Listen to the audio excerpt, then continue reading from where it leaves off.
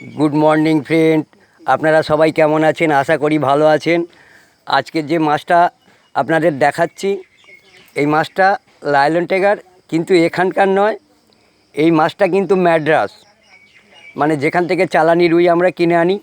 ম্যাড্রাস কেউ বলে বিলাসপুর। যাই হোক বন্ধুরা, এই মাছটা ঝিল্লি খাওয়া মাছ নয়, এর টেস্ট বিশাল হয়। আর এই মাছটা মানুষ যত্ন করে নেয়, মানে এর গায়ে মাংস অনেকটা।